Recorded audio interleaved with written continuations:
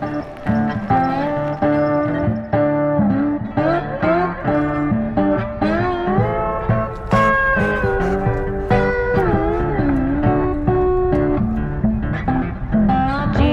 on the main line, tell him what you want.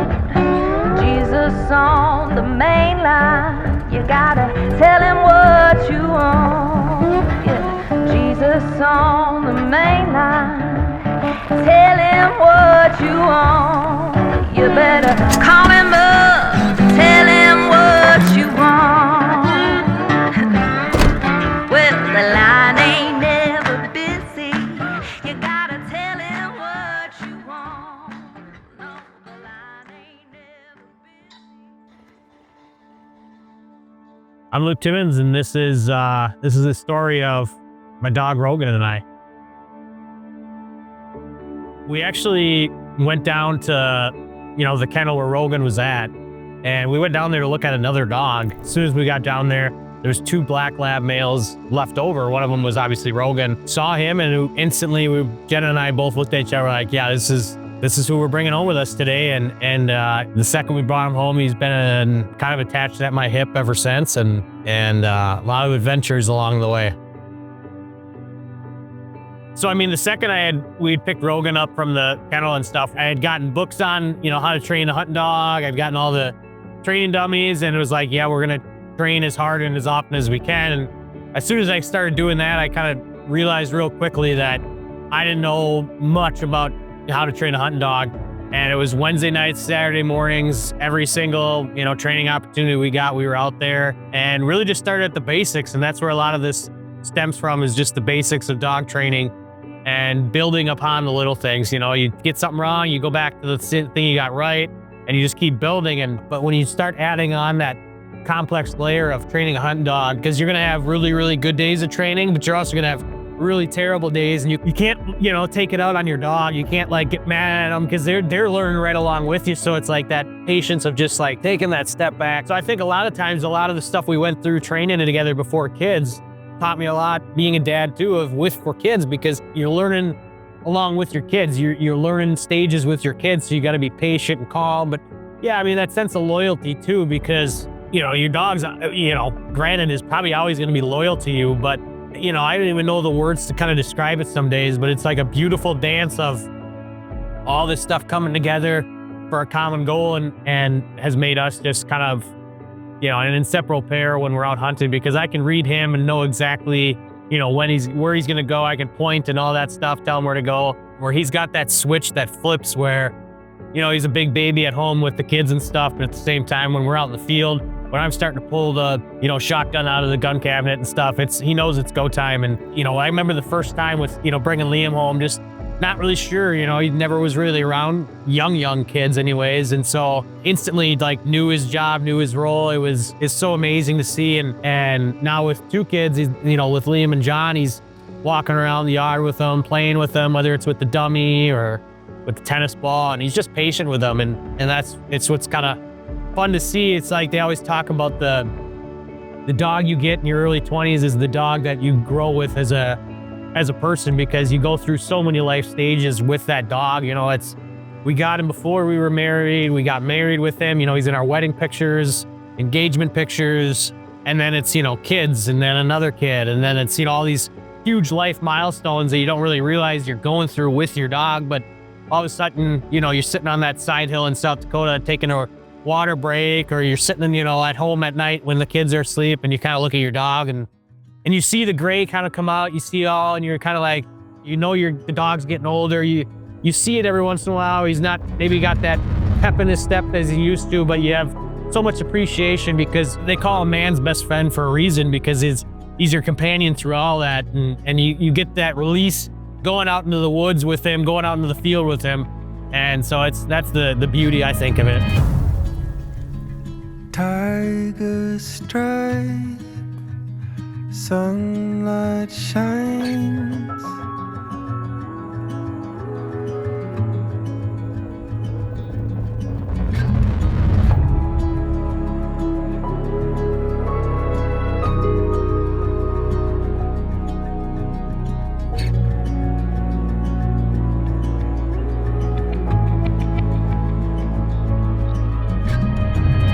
I get most of my enjoyment just from working with him and watching him, work a bird. And I mean, we've kind of gone all over the Midwest between the two of us hunting, all over in Wisconsin with waterfowl and geese, kind of been all over the southern half of Minnesota chasing pheasants.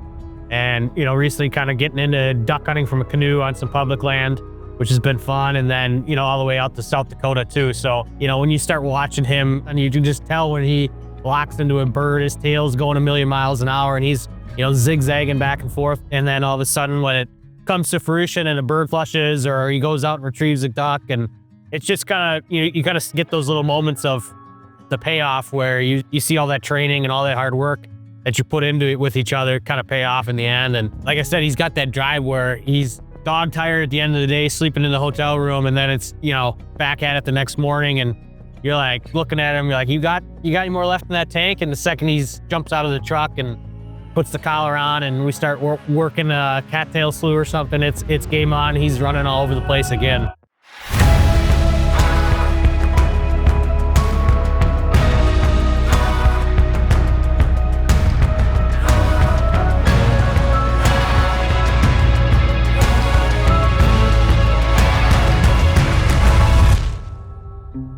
I think my favorite memory, and it was actually the first time Jenna actually came out with us, and it was just the two of us before kids walking this piece of private that we have, and it was snowing and it was just beautiful. It was almost like a Christmas card kind of vibe to it. We're working it, and he'd flushed a couple of roosters that I completely missed on, and then he kept flushing these hens, and they were like flushing, a foot in front of his face. And I looked at Jenna, I'm like, he's gonna catch one of these birds one of these times, and she's, no way, that's not gonna happen. And then lo and behold, we're working the most thick part of the piece, and I come around the end of it, and here comes Rogan out of the I was like dogwood, cattails, you name it, just a nasty thicket, and he comes out with a live rooster in his mouth, just basically grinning ear to ear like, Dad, look what I got. He didn't even need me with the gun. He just was like, I got this. And that's, 90% of the enjoyment is just watching him, especially pheasant hunting, work birds, because it's just like, you kind of just see that drive come out, you see that switch flip in, and you see,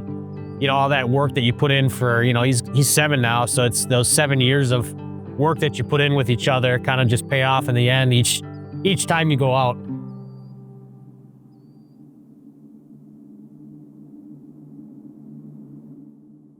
They don't call him man's best friend for nothing, because they know when you're going through stuff, and, those eyes just kind of melt you. And like I said, we've been on how many different hunting adventures together, and he's just always there. Sometimes you almost wonder, like, do they understand exactly what you're going through? Like we had a miscarriage, and, I think maybe knew what had happened, but knew we were going through something. I can just remember like him putting his, head, just resting it on Jenna's knee and stuff. And it's just like, he's your best friend. You're through, thick and thin, whether it's messing up a hunt with each other or, having a successful hunt. And it's just, they're there with you through every life stage. And that's the beauty in it, especially like I said, with that dog you get in your early 20s where you start to really grow up. You grow up with that dog and you go through all this stuff with them, and with life, you're not really sure what to do. You're not, so it's that trust in the Lord too, where it's like, I trust that he's going to take care of me through all these decisions I make.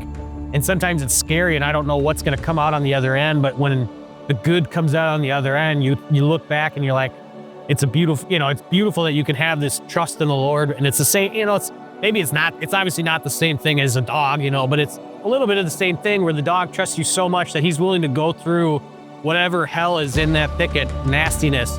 But that's the same thing with us and with God is, you're willing to, no matter what trials and tribulations come your way, you're willing to go through them, to fight through them for your family, for yourself, and for all these things, because on the other end, there's so much beauty that becomes of it.